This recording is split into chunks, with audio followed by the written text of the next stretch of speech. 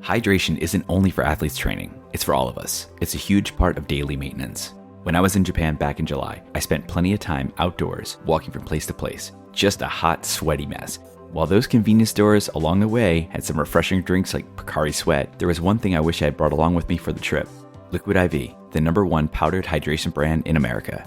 I found out about Liquid IV after getting back, and I'll say the convenient packaging alone makes this a must-bring wherever you're going, be it any type of travel, business or pleasure, after a workout, sometime outside in the heat, or maybe just after a long night with friends.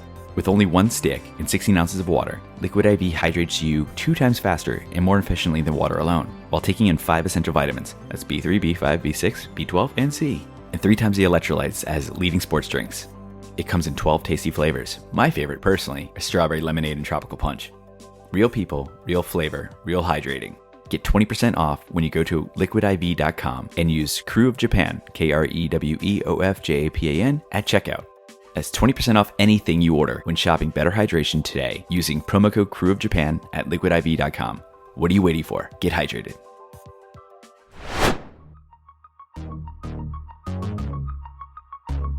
Hello, I'm Doug, and welcome to the Krewe of Japan podcast, a weekly podcast where we take you on audio journeys through Japanese culture. This time on Krewe of Japan podcast. Welcome back to the podcast. Get your rail passes ready for another travel episode. This week, we're delving into the enchanting prefecture of Miyagi, one renowned for its rich cultural heritage, breathtaking landscapes, delicious food, and resilient spirit. As always on these travel episodes, we never like to travel alone. So joining us today are 2 esteemed guests, each of whom bring unique perspectives on our exploration of Miyagi. First, we have the owner of Lifebridge Inc. and founder of the YouTube channel Ryotaro's Japan, Ryotaro Sakurai. If you're a fan of Japan YouTube channels, you may also recognize Ryotaro from his collaborative works with Chris Broad on the Abroad in Japan YouTube channel. Born in and current resident of Miyagi Prefecture, Ryotaro loves to share his deep knowledge and passion for Japanese culture and travel, especially when it comes to Tohoku and his home prefecture of Miyagi. In addition to Ryotaro, we are delighted to welcome New Orleans local William Woods. Having lived in Tohoku for an extended period of time, Will offers first-hand experiences and personal anecdotes that help illuminate the essence of life in Miyagi. Together, we'll embark on a journey through Miyagi Prefecture, uncovering its hidden treasures. There is one island called Ajishima, Aji Island, Ajishima Island. That place is a really beautiful beach, and I always go to. And that's right next to the island called Tashirojima, which is also renowned as Cat Island. Culinary delights. There is a fish market in Shiogama. They actually give you a bowl of rice and a bowl of miso soup, and then walk around with a bowl of rice. And then this little shops will sell you 2 pieces of sashimi for like 200 yen or something. So you go around and try to make your own sashimi bowl. And some of the top things to explore in the area. There is a coffee shop of Ken Watanabe. He is actually there once in about a month or 2. He actually could pour you water. He was just sitting playing with a smartphone. It's like, would you like water? It's like, sure. Ken Watanabe. It's called K-Port. So grab your Ekiben and let's board the Shinkansen headed straight for the captivating prefecture of Miyagi, where beautiful sights meet delicious foods. This is the Miyagi experience. Let's go.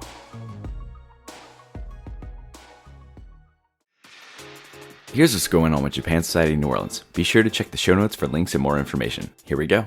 The 2024 Matsue New Orleans Sister City Exchange Program application is now live. This year celebrates the 30th anniversary of the Sister City relationship, and you won't want to miss out on this once-in-a-lifetime opportunity. Check the Japan Society website for more information, qualifications, and most importantly, the application itself. On Sunday, April 28th at 4 p.m., the Quiet on Book Club will meet to discuss Shoji Morimoto's international bestseller, Rental Person Who Does Nothing, a memoir. Registration is required. You can find a link on the event calendar on Japan Society's website. For more information and details about these events and future events, follow us on the website and social media. Everything will be linked out in the show notes. Hope to see you there.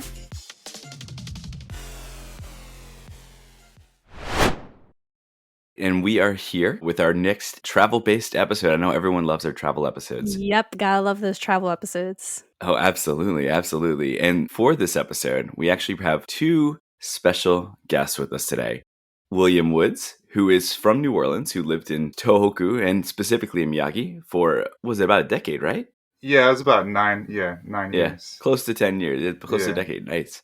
And then we have the CEO of Lifebridge and the creator and owner, and I guess CEO technically, of the YouTube channel Ryotaro's Japan, Ryotaro Sakurai. So, Ryotaro, welcome to the podcast. Yes, thank you very much. This is like my second time participating in the podcast after the one that Chris brought. So I was about to say, I heard you on that episode. I listened to Abroad in Japan, and I heard you there.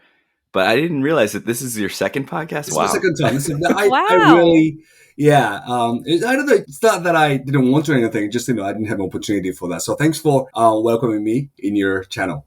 Well, thank you for coming. We really appreciative. And thank you for Will for introducing us. I really appreciate the connection there as well. Yeah, no problem. Yes, because it's always a pleasure to do these travel episodes, but sometimes it can be so hard to find people, experts in these regions. So you two, I think we have this one in the bag. So before we get started, a lot of times when we do our interviews with guests, we like to start off with an icebreaker, a New Orleans specific icebreaker. That is, have you ever been to New Orleans before? If you have, what is your favorite memory? But if you haven't, what is the first thing that comes to mind when you hear New Orleans? And Will, I know you've been in New Orleans because, you live here right now. And Right. I grew up here. Yeah. So I'll defer this question to Ryotaro to start off. Unfortunately, I have not been to New Orleans yet, but I lived in Seattle for 3 years. That was I was I think 15 when I went there, and then to stay until when I was 18. But I was just too young to travel. You know what I mean? Travel around the States, so I didn't have any chance to go down the south so much. But the some words that comes to my mind when I hear the word New Orleans is like jazz, definitely jazz, Cajun food. I'm the food lover, so when I see the word Cajun word, just kind of that gives me appetite all the time. So and even in Japan, when I see the word Cajun, the food, that's something I love, and that's something the word I come, when I hear the word New Orleans, that's the word I come up. Yeah. Okay. Do you have a favorite dish? Cajun chicken definitely is the one, and then what's the one with the seafood? Gumbo. Gumbo, yeah. Gumbo. That's a good one. I had my first ever gumbo at my homestay. Oh, my okay. homestay made in Seattle. Nice. That's pretty good. Yeah. Awesome. There's also in Sapporo and Sendai, there's a New Orleans restaurant called What? Buddy. Yeah. What? See that I told you you know more than I do. You're gonna have to send that to him later on so he can go check it Oh, out. definitely give me the Google Map and I'll visit will. next week. Honestly, jazz and food, specifically Cajun food and Creole food, that's like a lot of the big ones that come up when we ask our guests, especially our Japan-based guests. I feel like everyone says either jazz, food, or Mardi Gras. It's one of those three usually. So yeah, that's right on the spot. And I mean, I feel like that's like really the image that New Orleans gives out as a food city, a music city. Now that we've gone over New Orleans and your connection and what you think of when you hear New Orleans, we want to talk about the region you live in, Tohoku, specifically Miyagi Prefecture. Mm-hmm. First and foremost, I actually lived in Fukushima Prefecture for 3 years. You did? Oh, okay. Yeah, I lived in Iwaki, the bottom right corner of I Fukushima. was there yesterday. I saw you were in Koriyama for the restaurant bus on your Instagram. That bus was running towards the Iwaki actually. Oh, was it? Okay. Yeah, it was was there. never there when I was there. So I know of Miyagi and know of specifically Sendai. That's my impression when I think of Miyagi Prefecture. I think of Sendai. I've only been there a few times, even though I was right on the coast. Because I would always see from Iwaki to Sendai the Joban line, the express train that used to run there. That's my connection right there. I didn't realize how far it was though, from Iwaki to Sendai. It's a kind of a long train ride. Yeah, it is like 2.5 hours, or more than that. Yeah. Actually, 3 hours actually. Yeah. So Jen, do you have any impressions of Miyagi Prefecture? I do not, just because I do not have a lot of travel experience up there, which is, I think, one of the biggest regions that has travel issues is, a lot of tourists don't either know how to get up there in the Tohoku region or they just don't understand the specialness of it.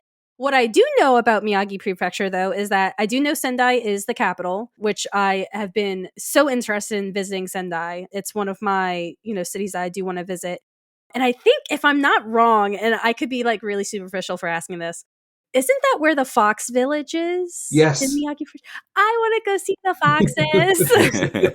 That is the only place in the whole world that you can actually pet. I know. I want to see the foxes. They're so cute. Anyway, sorry. Went on a spiel about animals. My bad. Actually, I remember hearing about the Fox Village a few times. So I think now that I have kids, personally, I never had even thought about going there. But as with kids, I would love to take them and see that. I think that'd be really fun for them. So Will and Ryotaro, the big question we have is your relationship with Miyagi. So we'll start with Will. Why Miyagi Prefecture? What brought you there?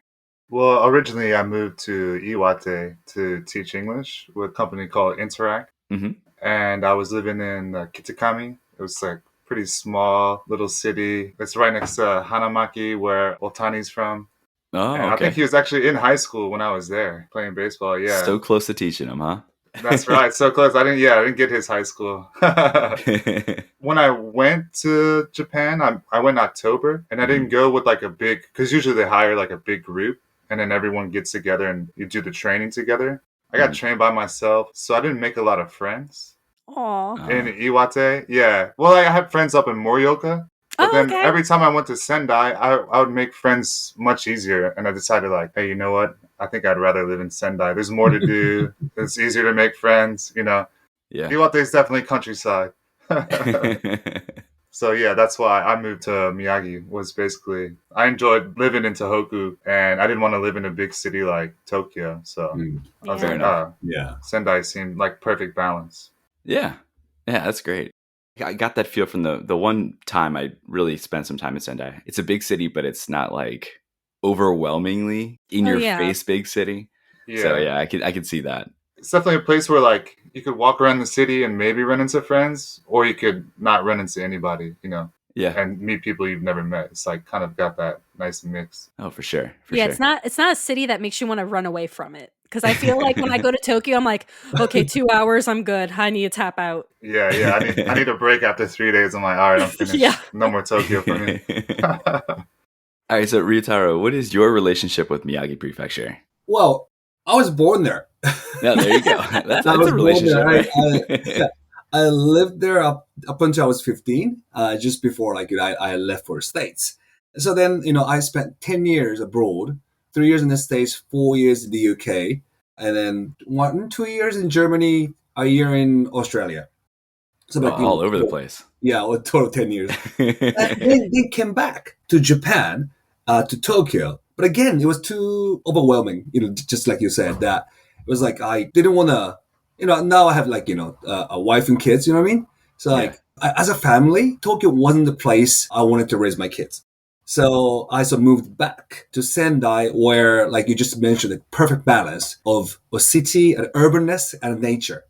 So that's the part I love about Sendai. Like only 30 minutes to the sea, 30 minutes to the mountains where you can ski. So that's my relationship. Also, I was born there, and I love it there. Yeah, I feel like Sendai would be like a great place to grow up or like have kids in. Just for sure. Yeah, lots of trees. Lots of trees. That's good. Yeah, that's. Right, isn't that like one of the nicknames for Miyagi or for Sendai? Morino Miyako, city of trees, city of forest, yeah. Cute. Oh, all right. I didn't know that. I've been there before. Will, you lived there for a long time. Ryotaro, you were born there and a current resident. But let's look at who is traveling to Miyagi. Is this a destination people need to be including in their trips? And Will, I know you had a question and you knew a little bit about this. So I'm going to let you maybe lead this piece. But just find out a little bit more about tourist information and what's going on with tourism and Miyagi. Well, I know Yotaro has data on this, but where would you say the people, when they first visit Japan? There's a word for the places that people first visit when they come to Japan. It's called Golden Route. Mm-hmm. So that includes Tokyo, Mount Fuji, and Kyoto and Osaka. And for Westerners, to Hiroshima. So that's the kind of the Golden Route. That's the first places that you would visit when they come to Japan. And then for the second round, the same again, because there are 4 cities already. So third round, that's the first that you think about, why don't we just go outside of those cities? Then you go like Takayama, Kobe, sometimes Kyushu, Hokkaido. And the fourth round would be Tohoku or Shikoku in the okay. areas. That's like kind of the roots. Now that you say it, it sounds so sad, but I've noticed that trend because I help people like build itineraries for their travel to Japan. And usually I let them do like most of the, what do you want to do? And it's literally, I give them a map of Japan. I'm like, do you want to go north or south? And most of the time, they go south. Yeah, because there are Osaka and Kyoto there. And then, Right. yeah. Right. Yeah. And I mean, that's Fuji-san. like, it's like, where do you want to go to the States, right? And like New York, Los Angeles. Like, what do you want to go to Europe? It's like London, Paris, Milan. No one's going to say like Warsaw, unless you go into like classic music or something, right? So, Right. yeah, so that's you need some time to go to Japan, to visit Japan. Like it's first, like second time, third time, fourth time. Then you want to go somewhere else, right? And apart from those big cities, and these cities, Osaka, Kyoto, Tokyo, they're all of them are now over touristic. That like just too many people going there, and like so many just so many queues. And then people are getting tired of going to those places. They want to go outside. So I think Sendai might be some kind of escapade for those people. Do you think that is there a trend in a different direction, shifting away from like Golden Route and then this, the other options, and then more people going to Tohoku sooner than the third or fourth trip? There was. Okay. There was up until 2019. There was because people were getting tired of these big cities because they've been there too many times, right? Sure. They've seen Asakusa, they've seen like Osaka, they've seen everything. So they've seen too many temples, right? So they're tired of it. So now they want to go somewhere else. But then COVID. So there's like a blank of 3 years of you guys not being able to come to Japan. Then after 3 years, like last year, October, I think October 2022, the Japan has finally opened up its border. And then people want to do the same again from the very beginning. Meaning Tokyo, Mount Fuji, Osaka, Kyoto. Like, I couldn't go. I need to get back. I need to try something that I have done before. But yeah. Yeah, that's a current trend right now. And then now, so I need to wait for like another year for people to get tired of I see. big cities. That sounds right, because I was back in Japan this summer, and I was there actually last summer too, before they opened the borders, but I was visiting my wife's family, so I was able to get in on instead of a tourist visa, a spousal visa. It was night and day from last July to this July. I was like mind-blowing, because I was going to like Ueno, and it was just depressing. There was like nobody there. It was empty. It was like maybe 80% of like the previous crowds were not there. And then this summer, I went back to Ueno to meet up with some friends, and it was just jam-packed, like, shoulder to shoulder at crosswalks and everything like that. Yeah. So it'll get there. It'll trickle up and down and out, away from those big cities, like you said. Oh, it will happen. But we just wait to wait for like another year or so. Yeah. Let's kind of narrow in from Tohoku and one, why do you think it's important to travel and visit Tohoku in general? And then we'll narrow into the Miyagi in a second. But, I know that a lot of your focus is on northern regions of Japan, and wanted to highlight that. And I guess maybe a lot of people want to know why. First, before I want to talk about Tohoku, I think I want to talk about the Western perspective of Tohoku. For instance, up until like 2020, no one knew Tohoku so much. But then in 2020, there was a National Geographics and also the Lonely Planet. Both of them chose Tohoku as one of the top 3 places that you should visit in the whole world, right? So I couldn't believe that. Really? Yeah, and those two media had a common word of when they actually introduced the attractions of Tohoku. Both of them said adventure. That's the word they used. So if you're keen on adventure, like you're having an adventure in the nature, and Tohoku is the best place to go. That's how they mention it. And then I completely agree with it, because that is kind of a last hidden secret of Japan in the nature-wise. And also, when you talk about nature, you might think of Hokkaido as well. But the thing about Tohoku is that close to Tokyo. It's only, for instance, to Sendai, it's only 90 minutes. Yeah. And then its Shinkansen goes every single prefecture that you can think of. There are 6 prefectures in Tohoku, and then there's 6 of them have Shinkansen direct connection to Tokyo. So that's kind of the transportation, the easiness. I think that's one of the attractions of Tohoku as well. Okay. Yeah. Yeah, I can concur with that, because my mom actually came in the spring before I left. And, we took the bullet train to see all the sakura in Aomori and Iwate and Akita. Like, we went all over. And it was so easy to move around from Sendai to go visit all those, take day trips. Right. And especially with the Japan Rail Pass, imagine. Yeah. Yeah. You could even go to Nikko for the day and get back to Sendai. Yes. Like, it's so easy to move around from Sendai as like a little hub. And that's a good thing to think of, using Sendai as a hub for traveling. Yeah. Yeah. I like that idea. Yeah, you can do like quick day trips, and then you could say, I've been to like all these prefectures. Yeah. One thing I was going to ask about, and I know we're going to talk about travel later on, but you mentioned the JL Rail Pass. I know with the price jump that they just had, Yes, they did, yeah. it's a lot more expensive than it used to be. But I want to say there's also a JR East Rail Pass. East Pass, yeah. Yeah. There's like a separate one just for Tohoku, because I used one. There's like a Tokyo wide one that I use this summer. That's like 3 days. It's not 2 weeks or 7 days.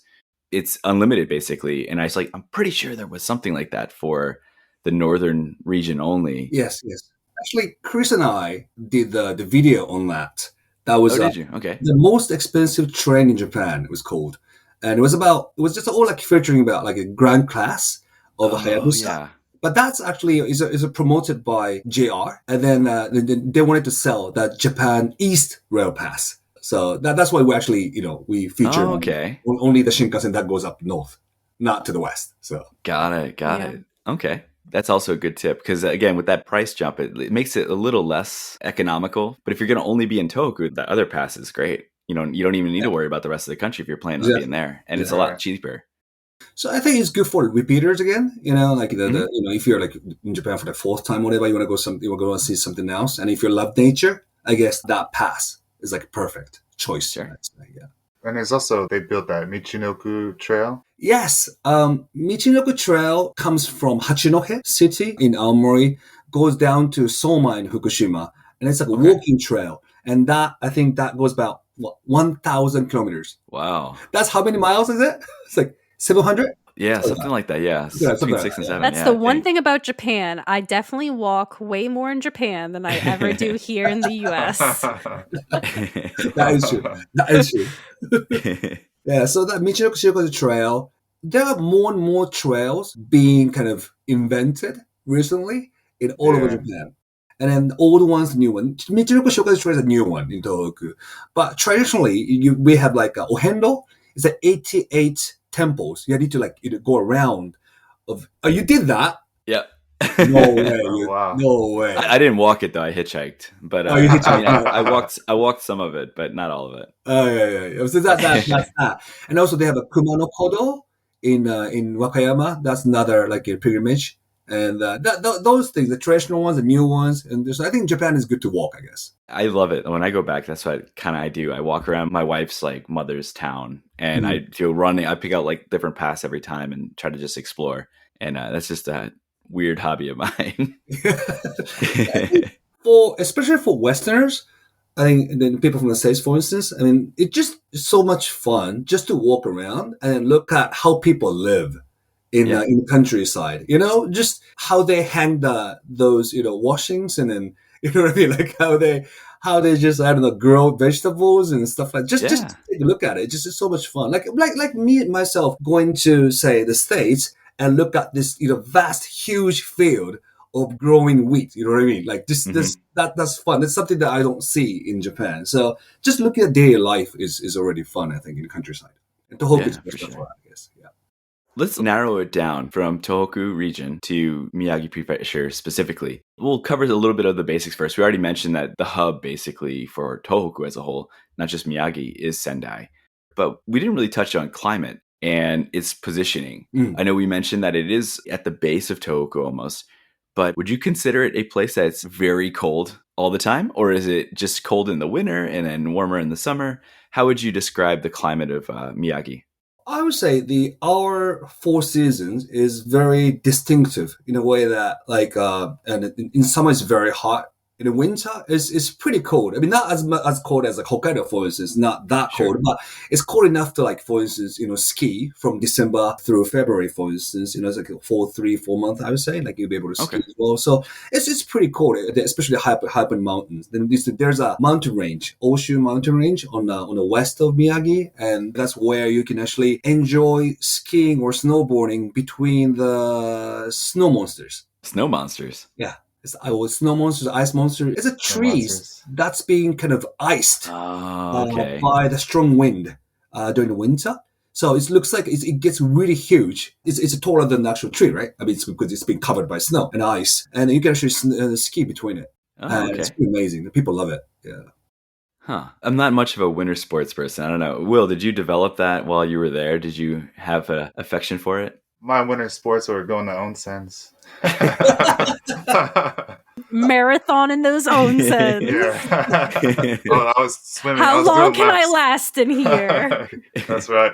But like the thing about this snow monsters, there's just so many people, like for instance from Asia, who'd like come to Miyagi just to see that. But because they're from warm area, they can't really ski or snowboard. So what they did was like they created tours just to get up there with a caterpillar, with like a tank thing. Yeah. You can get on it, and you can just they'll have to take you up to the peak and then watch the snow monster and take photos. Okay. How do they get back down? Just go back down in the same thing? No. They'll actually take you back with the tank thing. No. They're like huge snowmobiles, basically. Yes. Yeah, Huge one. that you can get in. Yeah. Cool. I don't know if I'd be brave enough to challenge myself to snowboard down, or I've done snowboarding a couple times, but I'm not very good. I was probably on the ground more than I was standing up. So, But that's one thing that I don't think people consider a lot when they travel to Japan is like what season. yeah. Fall is great, especially in Tohoku, because of the food, the best fish, the best vegetables season, and you can go see the leaves change. Or, you can go in the winter. I know for Australians, they always, would come up, but maybe not so much for Americans. And then the summer has all the festivals. And then you can go watch the fireworks or go do all the festivals, if it's not raining. If you're not going during rainy season. True. And Yeah, that's festivals in summer is like almost like every week there's a festival somewhere. Almost every week. So if you just check out the calendar, and there must be somewhere doing something. So When you said that, you sounded exhausted. Saying that there's a festival every week. You literally sounded exhausted. Exactly, every week. So I've been there too many times. So we didn't mention the geographical position, but Miyagi's is on the eastern coast of Japan, right on there. Yes. So do they have really nice beaches in that area too? Yes. There are some areas. I mean, there is that one island called Ajishima, AJI Island, Ajishima Island. That place is a really beautiful beach, and I always go to. And that's right next to the island called Tashirojima, which is also renowned as Cat Island. So like there are many, like more cats than people. And many foreign tourists actually go and land on this island just to watch the cats. Ah, all right. My allergies would act up for sure. Me Might too. need to stay away from there. So let's talk about some other must-visit places in Miyagi Prefecture. I've personally, like I said, I've visited Sendai, and I've also been to Matsushima. Matsushima is probably one of the top three sceneries. Yeah. Scenic images in Japan. Yeah. Something like that. I remember hearing it's a top three something, but but it was, I really liked Matsushima. I thought it was great. Like, it's beautiful. And then if you like the traditional temples and shrines, there's a lot of that there, but there's also a lot of seafood. If you like to explore food, there's those options. So that was like my personal, that's where I've been. When someone were to ask me about Tohoku, I think that would be definitely one of the places I would recommend in Miyagi. So Jen, I don't know if you have any places that you, outside of those two, I mean, you mentioned Fox Island you really want to go to, right? Well, it's Fox Village. Fox Get that Village straight first. Cat Island, Fox Village. Sorry, mixing up my... Get that straight first. So yes, obviously the Fox Village. I think it's called like Zao. I would love to go see that. And then, of course, Doug, my... whole big spiel is I love going to see castles, even if it's their ruins. So I believe Sendai has castle ruins, and I would love to go see those. So those are like my big go-tos. But I know that definitely there is more to Miyagi Prefecture than just those things. And I'm hoping these two gentlemen can help us discover those things. I think the Fox Village definitely is one of the most popular destinations right now Is it? for interest. Yeah. I mean, I would say 50%, half of the visitors to Fox Village is now all foreign. Wow. Yeah, Okay. it's that popular because I mean, again, like I said, that is the only place in the whole world that you can actually be watched by foxes, not you watching foxes. That's what the difference is. You go into the cage, huge cage of like with 100 foxes inside. You just walk through foxes, and will be watched by the foxes, and you can actually they can actually pick one of the most kind of very calm ones, and you can actually tap it. Just pets. Okay. Because So Fox Village, was that like kind of a more recently discovered, like by the tourist world? Yes, they've been sitting there for like last 30 years, I guess. And then it was a I don't know if these YouTubers, Rachel and Jun. Yep, they went. They discovered it. They're not discovered. They revealed it. It's been there. And then so they actually took it out and then showed it, released the video. And mind you, the driver, the chauffeur of Rachel and Jun back then was a Chris Broad. Oh, was it? Oh. So he regretted so much after they recorded 3 million views in about a week. I was like, I should have done that. So he was a chauffeur back then. Yeah, that's actually how I knew about Fox Village, just from Rachel and June's video. Yeah, exactly. And then now if you look at their website, I think that the YouTube right now was what? 13 million views now, 13 or 14 million views. Yeah, but they do a lot of like at home videos now with their cats, which I also enjoy. Yeah, exactly. So that's how it became really, really popular. That's one thing. And then I'd like to introduce another thing that's not being revealed yet. But you're about to reveal it. No, it's in right the city. Here. It's right here. It's in the city. There is a museum called Sendai Museum. It's been closed until like next year, March. In the Sendai Museum, there is a samurai armor of our Lord Masamune Date. Mm-hmm. Anyway, it's a black and it's a really like a nice looking. It's amazing armor. If you just look it up in the website and you just Date Date Lord, there's armor. But who was inspired by that armor and what he created as a result? No, who? What? Right?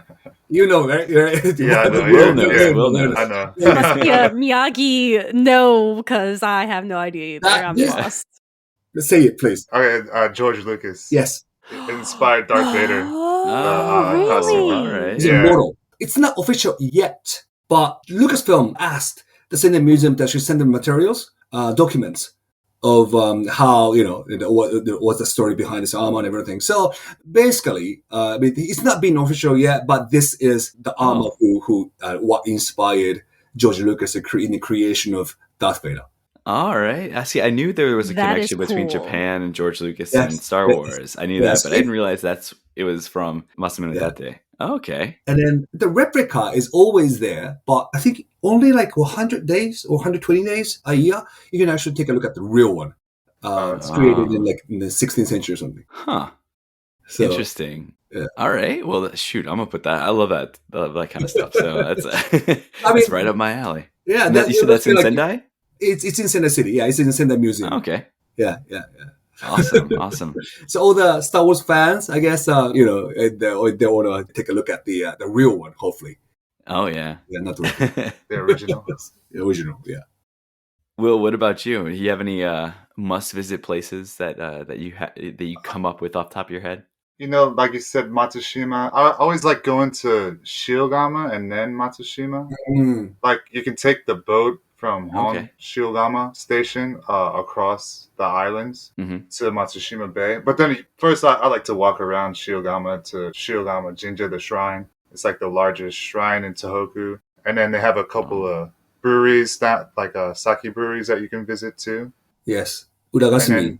Yeah, Urakasumi. And then you can take, because Urakasumi is right next to Hon Shiogama Station, and then you can take the boat over to Matsushima.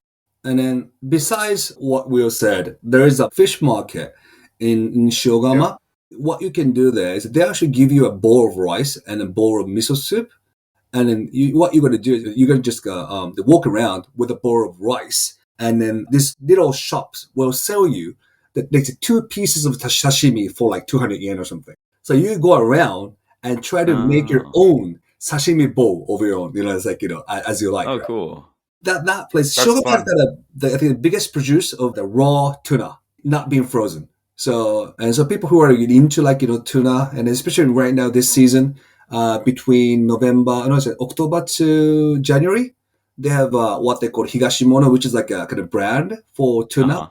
And then they said this is the season where you should go to like the Oh, Shogama. all right. Also, Shiogama Market. Most of the people there don't speak English, but they're still so friendly, Like, you could just point, you're like, oh, I want that one. And you're going to, like, vendors that are getting the fish straight from the market itself. So you're getting fresh sashimi, basically. You're making your own, like, kaisendon, like your seafood bowl. Seafood bowl. So you did that? Yeah, I did. I used to do it all. That? Anytime friends would come and visit, I'd take them to Shiogama. Because that's in Higashi Shiogama. Yes. And it's a little bit, you can take a taxi or you can walk there.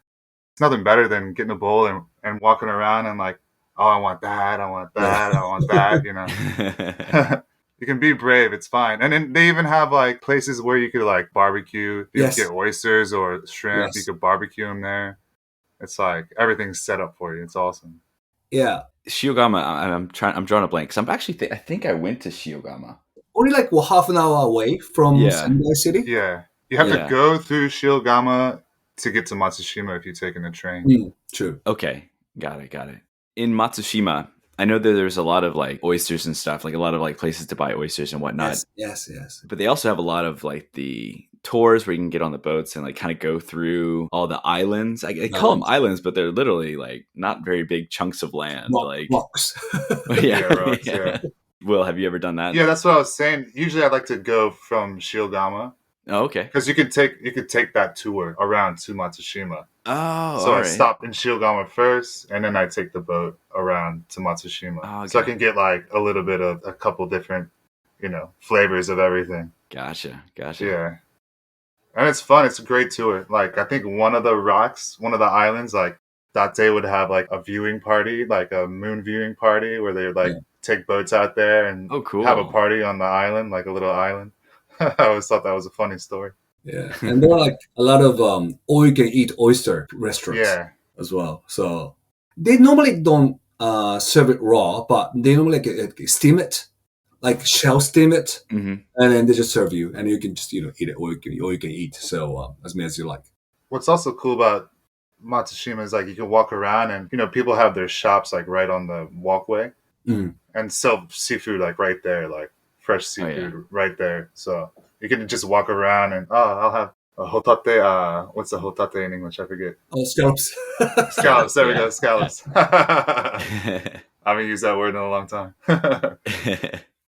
So do you guys have any maybe off the beaten path, like maybe a little bit more inland, like away from the big places like Matsushima and Sendai and some of the other ones that have gotten notoriety through YouTube and things like that? Do you know any other smaller maybe hidden gems in other parts of Miyagi? I would say Kesenuma is one of the places that you really should visit. That's one of the area that's been heavily damaged by the tsunami in 2011.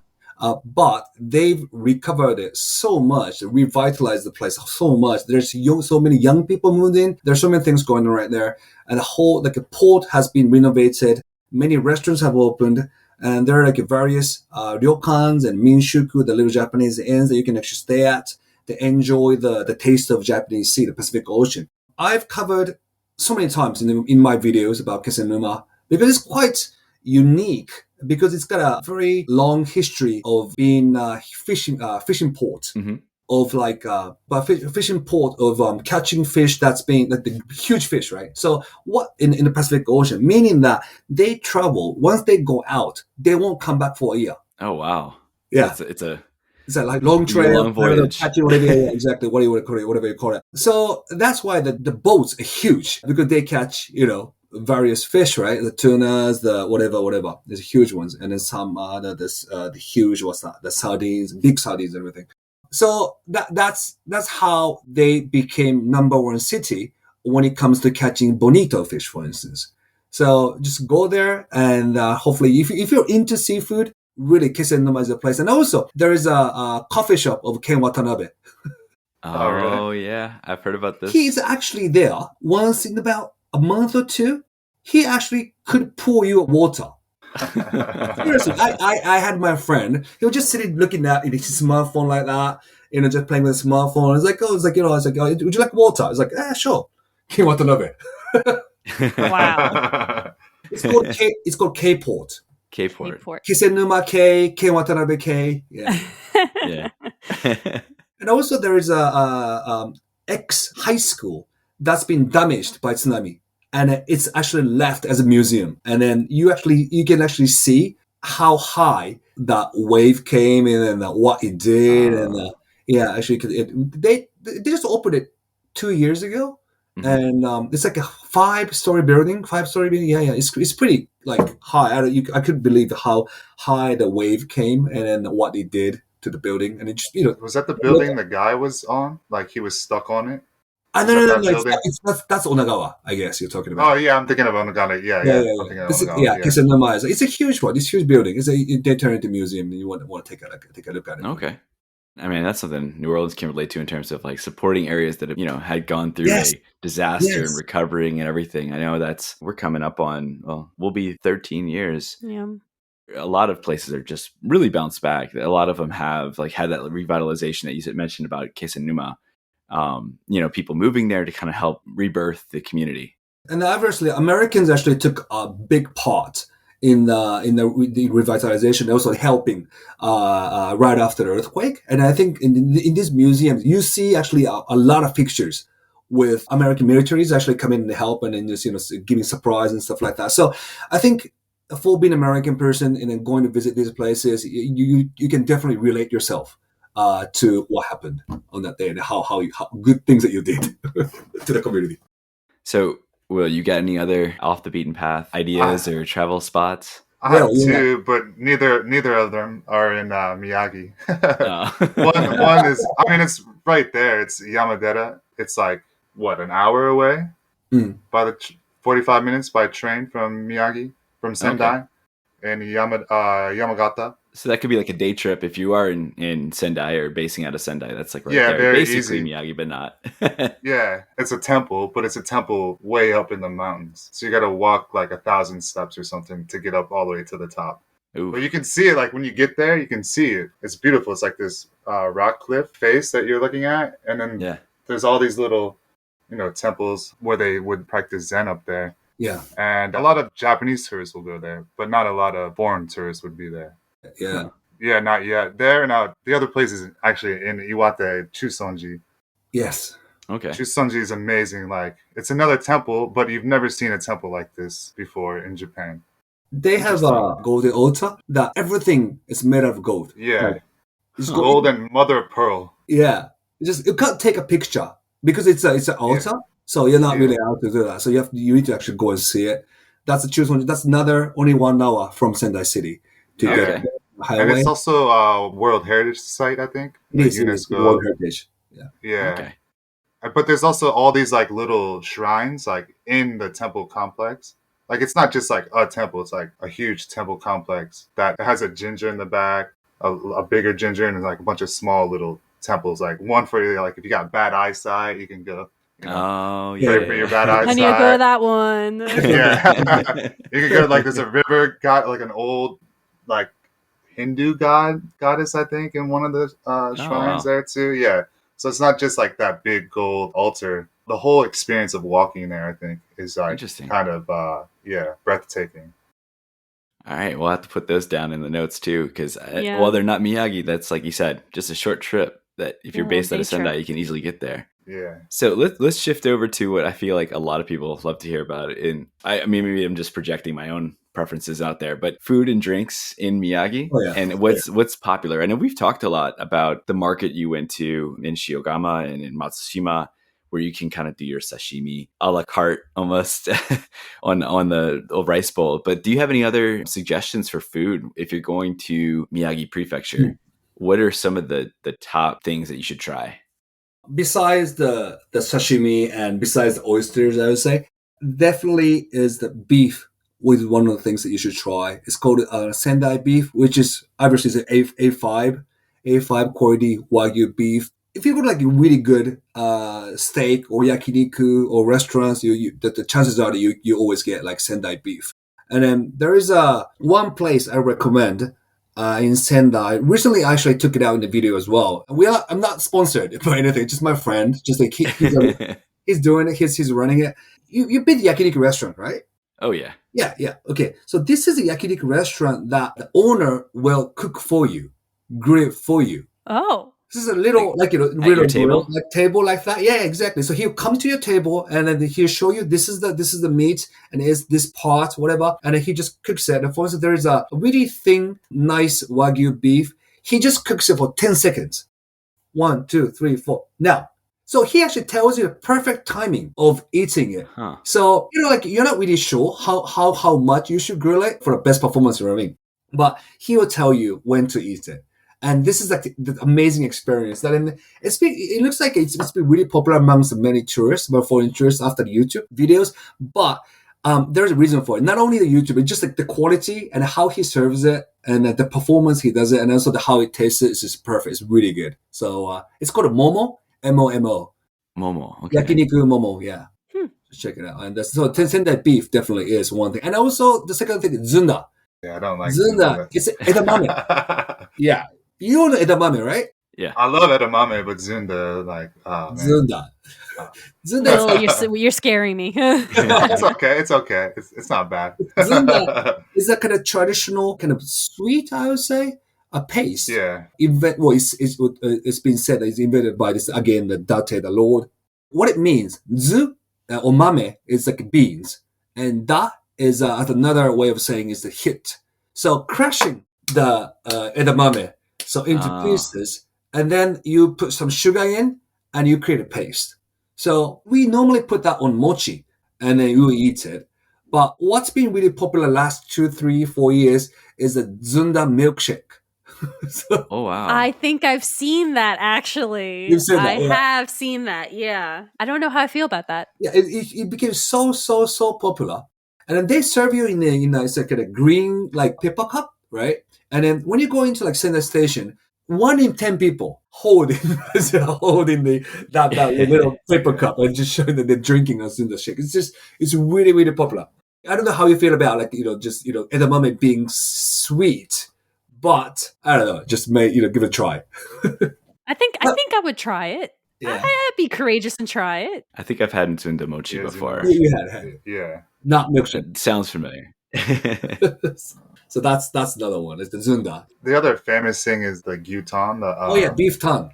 Yeah, beef tongue. Mm-hmm. It's actually really good. Yeah. There's a couple of restaurants that you can go to, and it's like excellent. Yes. Okay. The way they age the beef is pretty special. They take several days to age it, and then so it gives a special, some very peculiar, very special flavor to it. But the interesting or funny thing about this gyutan, the beef tongue, is that it's American beef.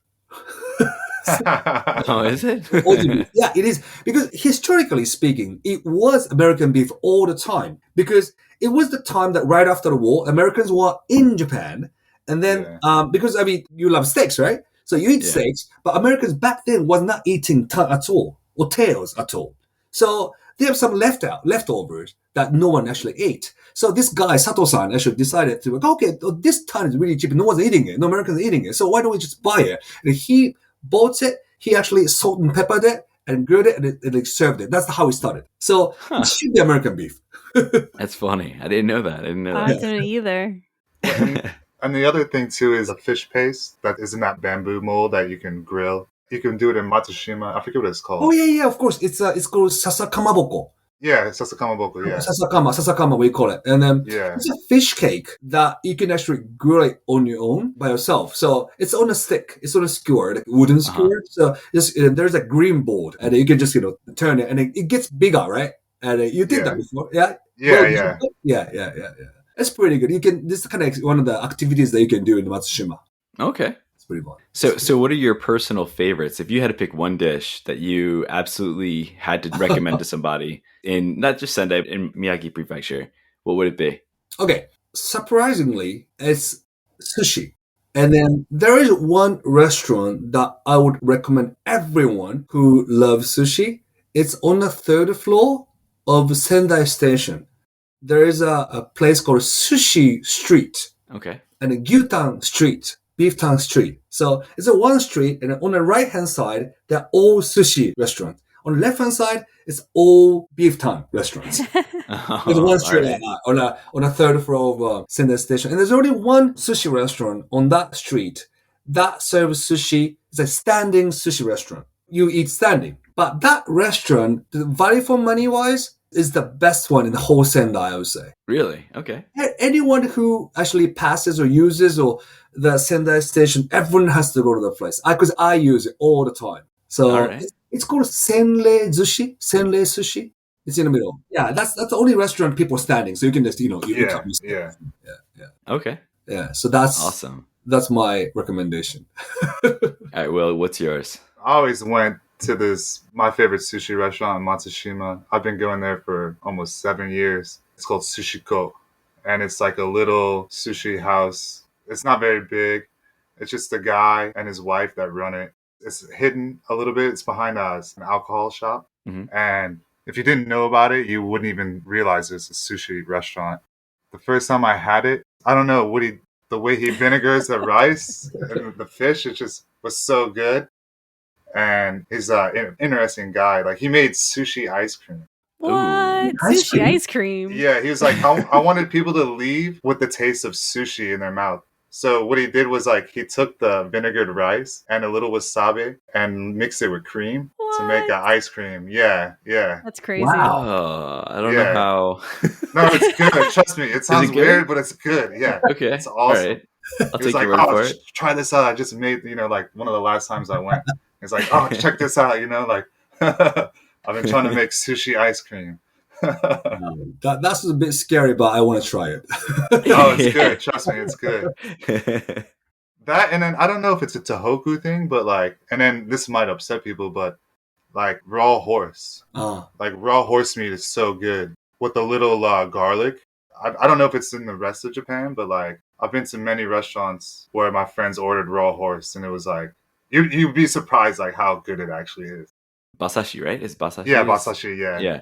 I don't know if it's Fukushima or Lower Miyagi, but yeah, it's kind of popular. Aizu is a place Yeah. for like raw. Yeah. Yeah. Well, like crickets, you get the crickets. Yeah. Crickets? Yeah, crickets. Yeah. Crickets. There was a little machine that's sold those, like right by Sendai Station. I don't know if it's still there. It's the vending machine for Yeah, one of the vending machines. Yeah, the edible insects. And yeah, then it's kind of recent trend that it's got people starting to be interested in like eating insects because it's like I don't know for many reasons. And then it's not only crickets that they sell; they have like bees and some disgusting things. But it's pretty expensive though. It's like one packet is like 1,000 yen, something. Oh, wow. Oh wow. It's just Wow. there's one bee in it, and Yeah, not worth it. Can't say it's worth it. Yeah. That's a no for me. I wonder if it That's a tastes like hard honey. pass. Now that we've talked about eating insects, you need to wash it down with something good to drink, right? So Yes. what are some good beverages that you could find only in Miyagi Prefecture? I know like when we did an Awamori episode last year, Yeah. they had a lot of apple infused drinks and beverages. Is there anything like that in Miyagi Prefecture where they use like fruit or something else to make kind of signature drink in the prefecture? well, there's several, but one thing that's similar to Aomori would be strawberry. Strawberry. Okay. Strawberry. Strawberry wine, strawberry liquor, I guess as well. They're making Oh, it. There's cool. a company called GRA, and then they're making what they call Migaki Ichigo, and it's like one piece of strawberry costs $10. Wow. Wow.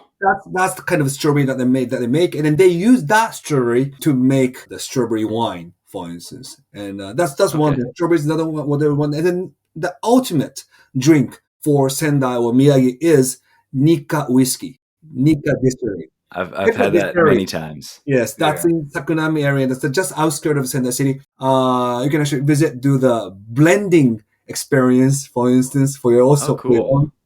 And then there's another experience that's pretty expensive one. I don't know how much. Is that you actually go there and go to the river close to the distillery and then get the water from it. And then you make your own whiskey and you come back in about like 3 years or 4 years or 5 years or something. And so it's a commitment. It's commitment. It's a commitment. And that's why it's pretty expensive. I don't know how much, I forgot how much it was, but that's kind of the ultimate experience that you can do. But the light one is like, it takes only like 1 hour, 2 hours. You can just blend the whiskey of your own, like it's already made. And also you can actually buy the whiskey that you can only get at the Nikka distillery in Sendai. Okay. Yeah. And the distillery is beautiful too. Like you can do the tour. Yeah. And it's fantastic. Mm. You can do that when you're coming back from Yamadera. It's on the way back. That's good. It's on the way. It's on the way. Recently, there are many breweries in Sendai, beer breweries. Yeah. In Sendai. Okay. And then many of the brewers are actually Americans. They actually collaborate with the Japanese owners, and they're actually building many breweries in Miyagi area. And there's one in recently, they're opening pretty soon, 1 or 2 weeks, called Great Dane. The guy from Wisconsin, I guess, he's opening it. Oh, wow. Okay. Isn't there a place where you can bottle your own sake and make the sake? Oh, I don't know. Is there? You know, I did it. I did one. I can't remember where, but you can. It's like up in the countryside near Kurihara, I think. Oh, really? Where's the lake that has all the birds that flock in the wintertime? I'm going there in 2 days. That's Izunuma. I'm filming there. Izunuma, yeah. I think right by the station, you can make your own sake. Oh, really? Yeah. We're going to be checking that out, huh? It's a brewery, sake brewery you're talking about. I think there's like a little, because they took the yeast from that lake. I know. I know exactly what you mean. It's dobroku. Yeah, dobroku, yeah. Dobroku is kind of a traditional. I don't know. It's I don't know if you call it sake, but it's a sake, is it? It's a dobroku, white, kind of cloudy sake, and that's exactly why I'm going in 2 days. And Okay. Oh, cool. Okay. I have made sake, the cloudy sake there as well. So Yeah. that's an experience. That's an experience. That's true. That's true. Yeah, it's fun. Yeah. You gotta bring your own gloves though. Like they didn't have gloves that were big enough for my hands. That area, the Izunuma, is not only like making the cloudy sake, but it's got one of the biggest number of actually migrating birds coming in from Siberia, Russia, to spend the winter. And so you can actually watch a lot of swans and all these birds just to watch in the morning as they're flying. That's what I'm filming in 2 days. Oh, that's cool. If we get some bird watchers out there, that's a huge tip right there. Yeah, no, for sure. Bird watchers, definitely. That's the place. That's the place to go. Yeah. It's a bit cold though in the morning. You know what I mean? Like, I can imagine. You can't really like ask them to do it, to fly away, right? You need to wait until the moment they fly away. So that's like 5 or 6 in the morning. So it's pretty cold, but it's worth it. There is a special Sendai drink. It's reggae punch. Reggae punch. Oh yeah, reggae punch. Yeah. Peach liquor with oolong tea. Yeah. Oh. All right. See, it's not strong. It's not a strong drink at all. No. But it's Then like I would like it. yeah. If you're not a big drinker, yeah. It's like the Sendai drink. I think you can even buy it in a can now at some of the convenience. But it's only in Sendai. Well, gotta go to Sendai. There you go. So we're going to Sendai.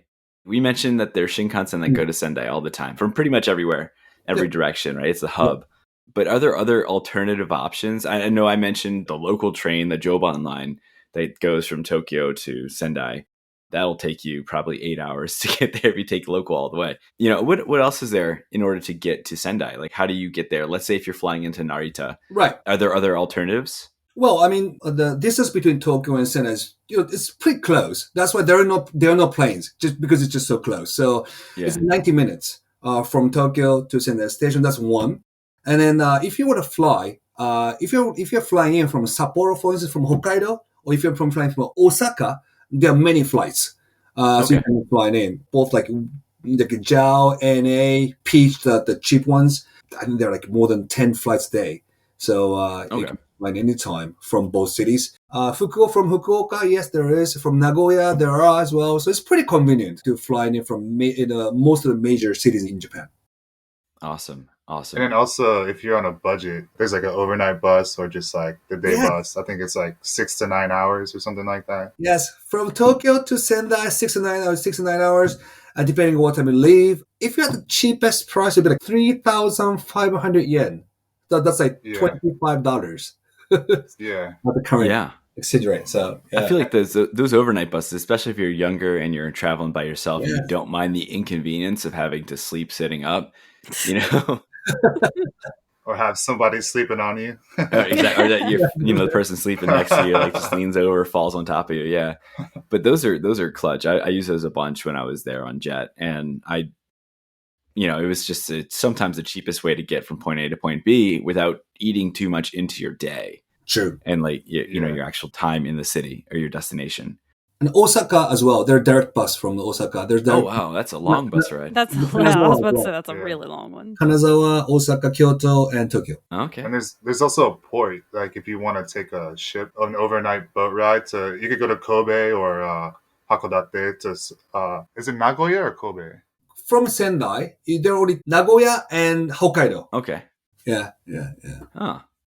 And if you have a rental car, you could put the car on it. And yes, you can do that too. Now that I think about it, I think that a lot of times, a lot of the Jets, they planned a trip to Sapporo for the snow festival. And I think they would all go up to Sendai and take that ferry up to Hokkaido that way. So, there's a lot of options to kind of get around. You're not restricted to the train or Shinkansen if you're looking for alternative options. Yeah. In terms of including Miyagi Prefecture on an itinerary, yes. You had mentioned a lot of people when they first come, they do the Golden Route, and then after they have subsequent trips where they start to branch out. Yes. How would you suggest including Miyagi on an itinerary? Let's say maybe you're on trip 2 to Japan. Maybe not trip 1, but maybe you're on trip 2. Or maybe you're on trip 1 but don't want to do the Golden Route. You want to do something different. Yep. How would you build Miyagi into that kind of itinerary? I think it needs to be purpose-focused.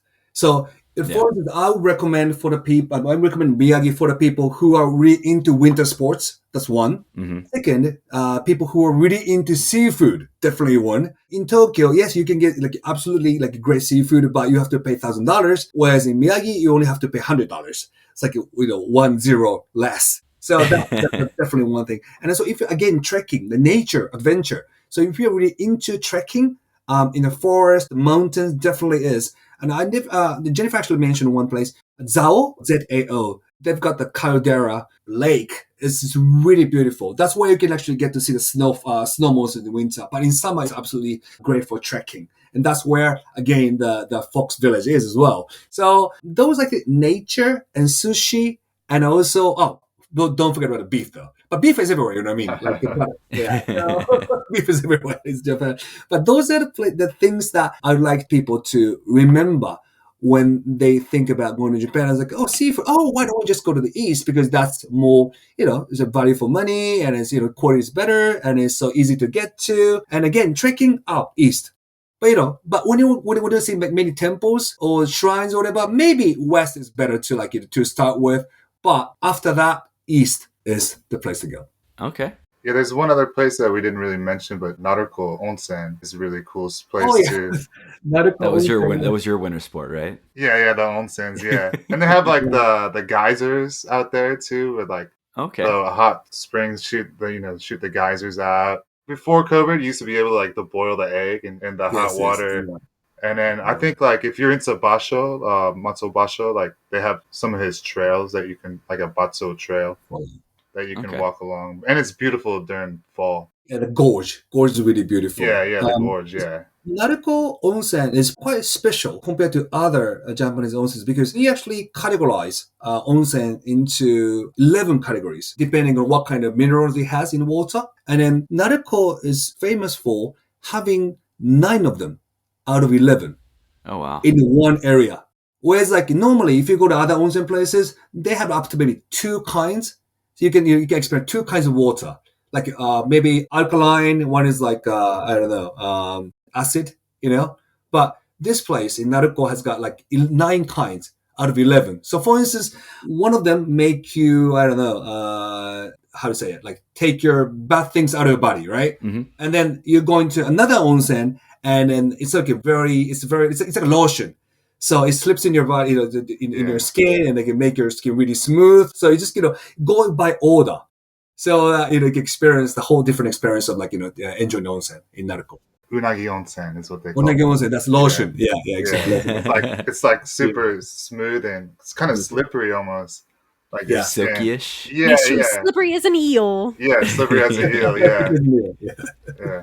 Awesome, and it's beautiful. Like it's just like in between these two mountains in this little mountain valley. Where the onsen place is, and it's famous for the kokeshi dolls. Okay. Yes. Good omiyage right there. Yeah. So before we bring everything to a wrap up, do you have any other travel advice that you would recommend for visitors of Miyagi? Like maybe one other thing that we didn't touch on yet. Travel at this time of year, or whatever your like one thing we haven't touched on. If you don't have anything, that's okay too, because we talked about a lot already. It's nothing special, but I'm opening up an Airbnb in Zao.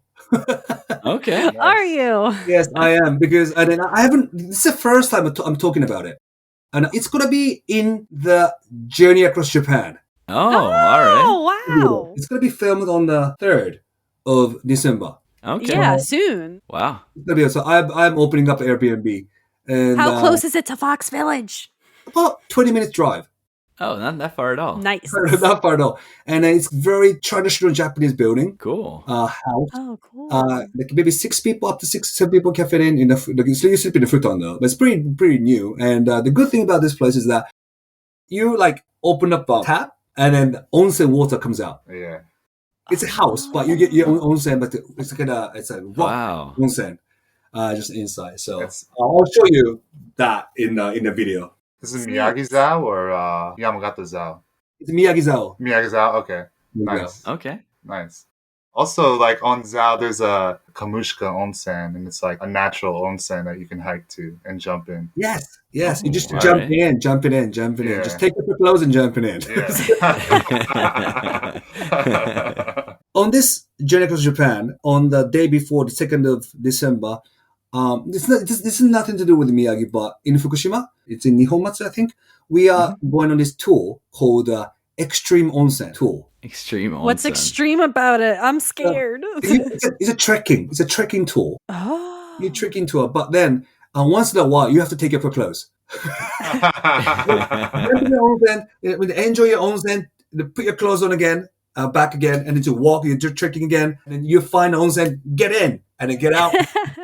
That's extreme. That's funny. And I'm doing that with in the journey across Japan as well. So Awesome. Nice. Awesome. Yeah. This probably won't come out till like probably later in January. So I'm sure people, I don't know when. Good. So then Chris we will didn't release it. spoil anything. Everyone's already seen everything. This time, Chris is going to be followed by, I think, 4 editors. Yeah, 4 editors, and then 2 cameramen. I think we're a crew of 12, I think. Wow. And it will be just try to shoot try to edit as fast as possible, and then release it in 2 or 3 days. That's what we're trying to do. So. Yeah. Okay.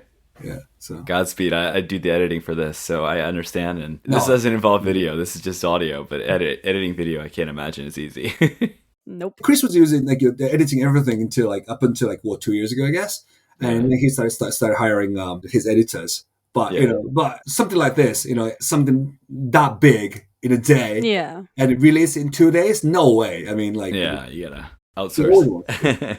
So what about you? Do you have any upcoming projects outside of opening your own Airbnb in Zao? Oh yeah, I mean, I'm still filming my videos. I mean, this weekend again, in Izuma, the bird watching tour that I'm actually filming, and I'm releasing one pretty soon. Kind of focusing on the Sendai's chest only used by the samurais. Oh, all right. Samurai chest. So it's only for men. It's got the really kind of nice decorations on the chest, and then on a top drawer. It's always long because you can put sword in it. Just print it out, take it out if someone's trying to attack you or something. Okay. So I'm trying to do that, and then try to kind of interview the people who's making everything. That video is going to come out in 2 weeks or 1 week time, I guess. Hopefully.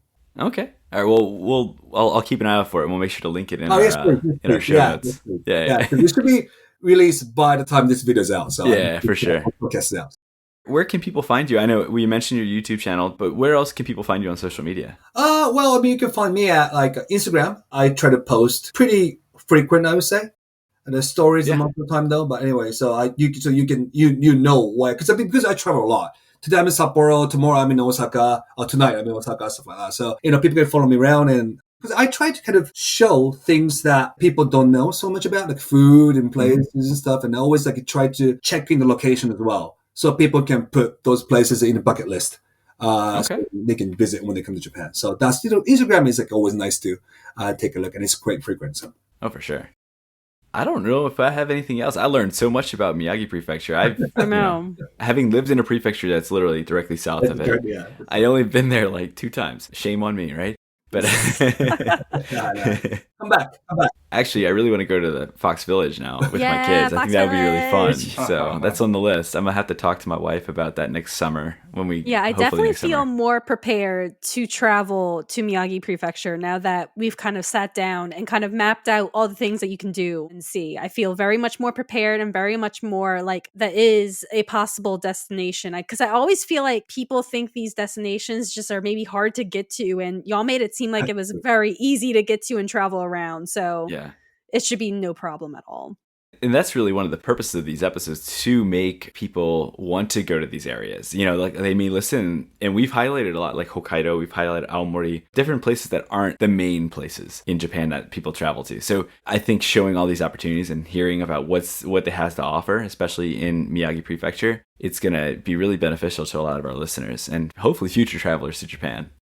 Definitely. I mean, Miyagi isn't far. That's first thing. It's not far. It's only 19 minutes. And then there's so much to see. And again, for the Star Wars fans, sushi fans, there are so many things that people want to, just take a look at, I guess, when they visit. So, and make sure, if you're like an animal fans, right? The Fox Village, Cat Island, and then we got that. And then make sure you stay at my Airbnb. I was about to say.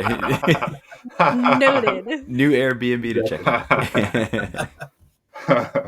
All right. Well, I personally want to say thank you so much, Will, for connecting us with Ryotaro, and Ryotaro for coming on and sharing all this information with us. It's been so much fun. Thank you. It has.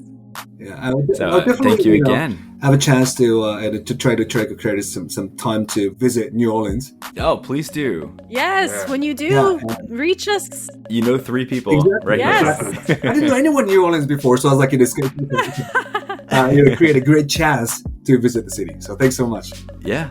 Oh, thank you. And again, we'll hopefully see you soon, whether it's in Miyagi Prefecture or here in New Orleans. All right, thank you. Thank you. And that's it for this week's episode. Thank you so much for tuning into the Krewe of Japan podcast. A special thank you to our 2 wonderful guests today, Ryotaro Sakurai and Will Woods. Without their invaluable insight and knowledge, we would have never been able to have such a phenomenal conversation and build up a pretty significant Miyagi travel destination wish list. And to be honest, I'm a little disappointed in myself for not already having Fox Village on my radar. But now that I do, I have some ideas for my trip this summer. To find out more information about Miyagi Prefecture and so many other places around Japan, we 100% recommend checking out Ryotaro's YouTube channel for some fantastic content. The channel, once again, is Ryotaro's Japan, and we'll have it linked out in the show notes. Also in the show notes, we'll have linked out all of our other travel episodes, so if you're interested in going back and looking at what we did in past seasons about travel around Tohoku or other prefectures in Japan, you'll find it all listed out there for your listening convenience. What's on top of your Miyagi travel wish list? Share with us on Instagram, Facebook, X and Twitter, Twitter X, TikTok, LinkedIn, Blue Sky, YouTube at Krewe of Japan Podcast. KREWEOFJAPAN While you're there, give us a comment, follow, like, retweet, share, subscribe, whatever floats your boat. Just let us know how you're enjoying the podcast. Maybe you would like to provide your feedback in a more private setting. Send us an email at kreweofjapanpodcast@gmail.com. Again, KREWEOFJAPANPODCAST@gmail.com. We'd really love to hear from you guys. And speaking of feedback, if you're enjoying what you're listening to right now, or the past episodes of the season so far, or previous seasons, please feel free to leave us a 5-star rating and or review on your favorite podcast streaming app. Each one of those 5-star ratings and reviews helps others interested in Japan and this kind of content find the podcast. Or hey, just let a friend know. We'll take that. I'm 100% sincere when I say that any and all support is incredibly appreciated. So that's it for today. Until next time.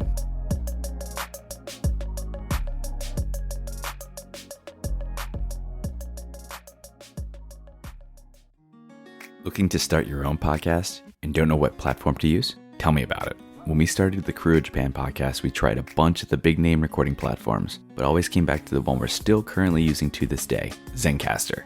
Zencastr is now the all-in-one solution making podcasting easy. In addition to its high audio and video quality for podcast production, Zencastr provides a full suite of production tools to record, produce, and publish studio quality content from the comfort of your home. Just log in through your browser and start recording. It's that simple. For us, we simply send out links to our guests and they join the lobby. But before you know it, it's all done and you have your studio quality audio and up to 4K video right there ready for you, right when you finish. The best part is having their multi-layered backups to ensure that your recordings are in the highest quality, regardless of anyone's internet connection stability. With Zencastr's all-in-one podcasting platform, you can create your podcasts in one place and distribute to all the major destinations. It's really that easy. Go to zencastr.com/pricing and use our code KREWEOFJAPAN, KREWEOFJAPAN, and you'll get 30% off your first month of any Zencastr paid plan. We want you to have the same easy experiences we do for all of our podcasting and content needs.